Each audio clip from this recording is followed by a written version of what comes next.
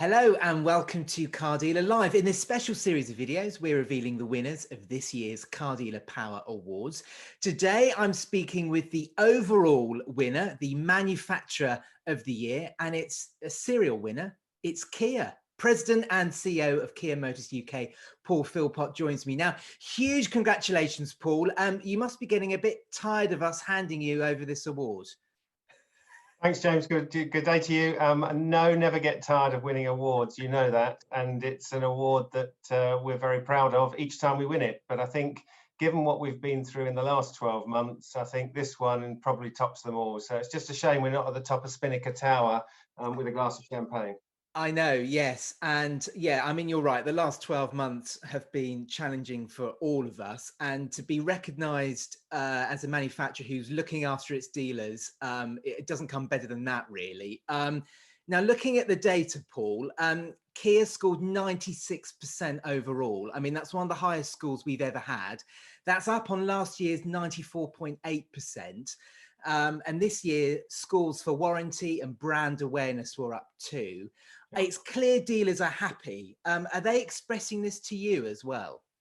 Yeah, very much so. I mean, the last 12 months, I think, has forced us to strengthen even our strong partnership, if you like. We had to try even harder in tough times, through lockdowns, through coming out again, through trying to rapidly recover after each lockdown. We had to make sure that communications and relationships at all levels throughout the organisation were as strong as ever. And I think we have had a very up and down last 12 months, from the uncertainty of Q4 last year through to what we hoped was going to be a real fast start to this year in Q1. And of course, then all showrooms were shut until April the 12th. And then really an absolute boom time for us since then. But managing such a variety of market situations was really challenging. What we've continued to do is to communicate regularly, get our field teams back on the road as soon as possible, work through our dealer forum as effectively as possible, and recognize that the uncertainty can be overcome by sharing issues and building on those issues and finding the best solutions. Really has worked for us, but it's also worked very well for our dealers, and we've enjoyed a great last 5 months. Yeah, it's great it really is great to hear that. Also in the survey, I mean, Kia scored 92% for new car supply. I mean, that's the highest of all the car makers. So dealers are happy with the level of new car stock that's coming through, or has been coming through, it would seem. Kia seems to be performing better than other car makers in this area. I mean, overall, I mean, how challenging is the issue of new car supply for you at the moment? Yeah, it's very challenging. I mean, I think the real challenge actually is demand is exceeding supply. So demand is great, and everyone's delighted that demand for virtually every one of our products right now. We don't have a weak car line or something that's sitting in stock for very long. Everything from electric cars to cars that are perhaps coming to the end of their life. Everything, demand is there, and demand for the brand. You said brand awareness was up. That's really coming through in the sorts of new customers we're seeing. Customers coming to the Kia franchise for the first time. And that's adding to existing loyal customers who, of course, keep coming back. So, can't brush this one under the carpet. Supply is tough. We've got at the end of September, we've got a very strong order bank for future months. And we and our franchise partners are having to learn about managing longer order banks.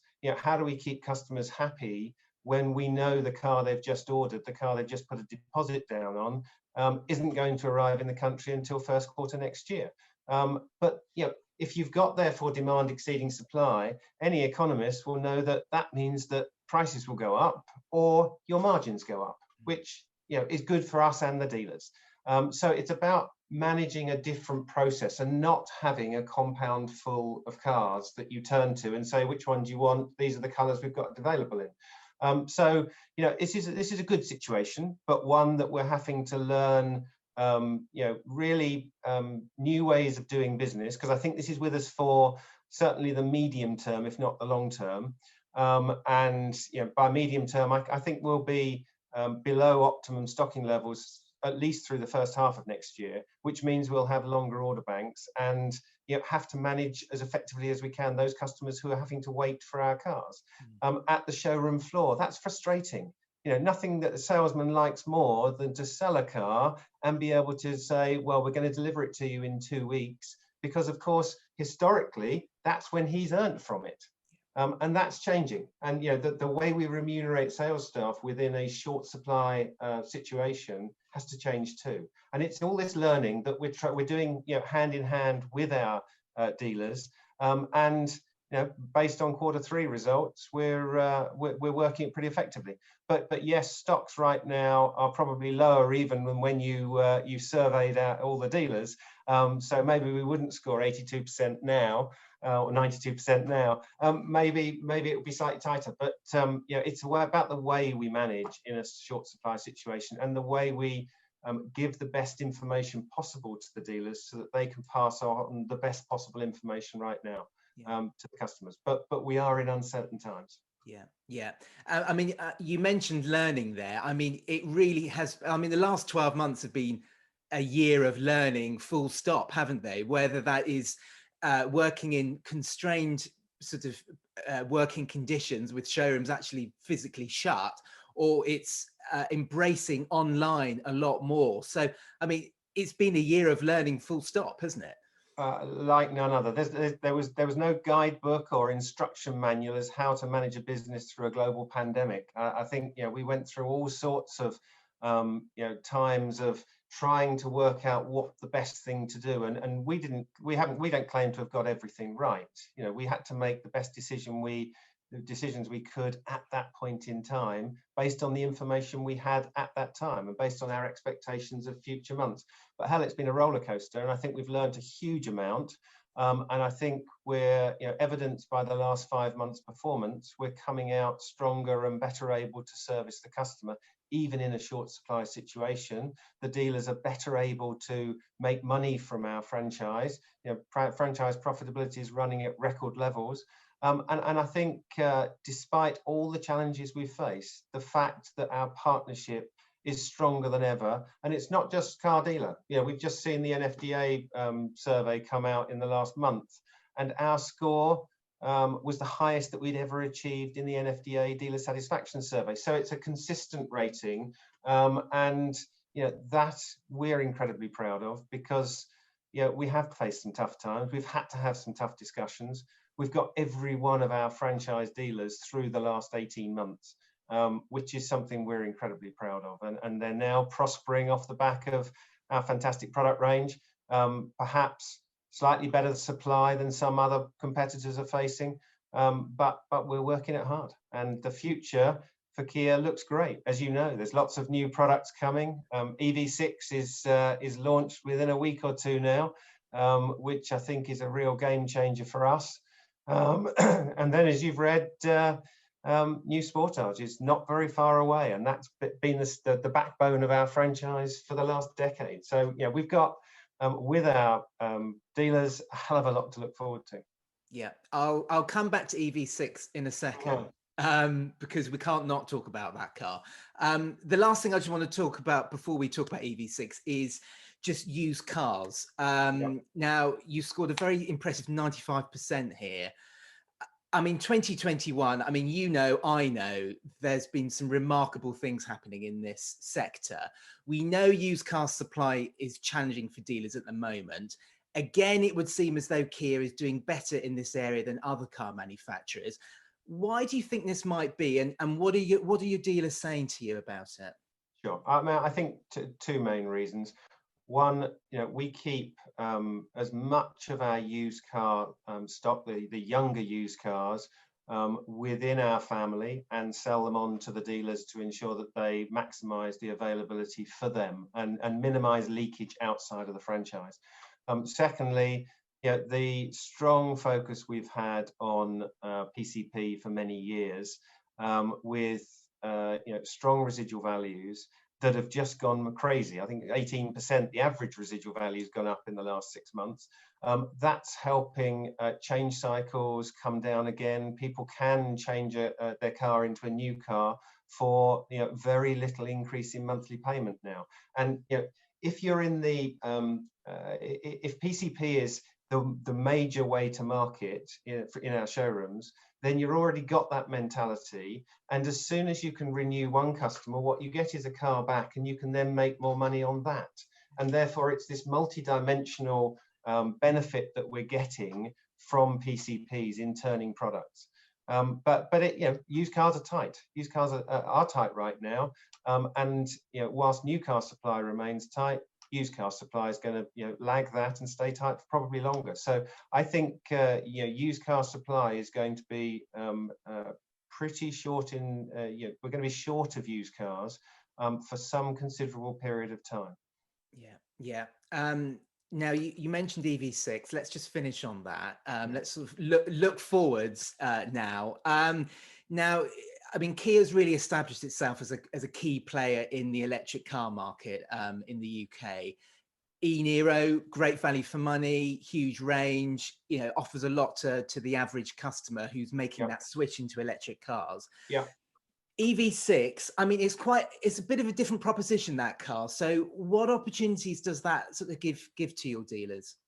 Yeah, I think it is a different proposition, but it also builds on our electric vehicle credentials. We've had Soul EV for some time, and E-Niro has joined that and been tremendously successful. And the order take we're seeing right now for E-Niro is almost unprecedented. Thankfully, our EV supply line is pretty good right now, so we're grabbing hold of that opportunity. EV6 obviously sits above both of those products, and it goes after a different market. And as a product, it is every bit competitive with a Tesla or a premium brand product that sits in the marketplace alongside it. 328 miles of range. Now, from E-Niro, our ranges are very credible. You don't come back out of one of our cars and say, oh, it says 282 miles range, but I can only get 200 out of it. And in winter, it goes down 100. That's not true about a Kia. The Kia ranges are credible, accurate, and consistent. So the new technology, the new platform that EV6 comes on, the EGMP platform, sets the new benchmark for where Kia EVs are going in the future. Fast charging. With 800 volt charging, you can charge from 10 to 80% in just 18 minutes. Well, people have queued a lot longer for their fuel over the last couple of weeks when they queue up for petrol or diesel. So I think this is a real game changer. And when you sit in the car, wow, this is what new Kias are like. And it sets a benchmark then for us going forward in terms of design. So you put design and technology together, and we've got a cracking product that I think will signal that Kia absolutely will be one of the key leaders in electric vehicles for the long term. And that's what makes EV6 so exciting.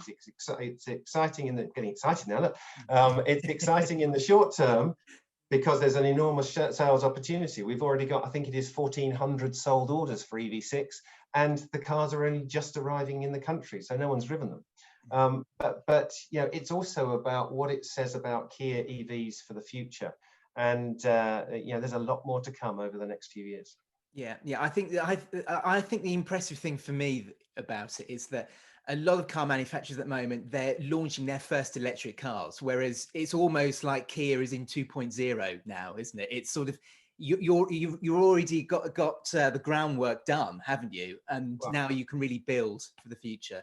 Someone's just given me the numbers for September, and in September, 17% of all sold orders that we got were EVs, not HEVs or PHEVs, but EVs, and that's something to build off. Absolutely, perfect way to end. Paul, huge congratulations again, and thanks for joining us today. Thanks very much for the award. See you soon. Now, to find out who else has won the Car Dealer Power 2021 award, log on to cardealermagazine.co.uk and click the Power tab. Till next time, thanks very much for watching. Bye-bye.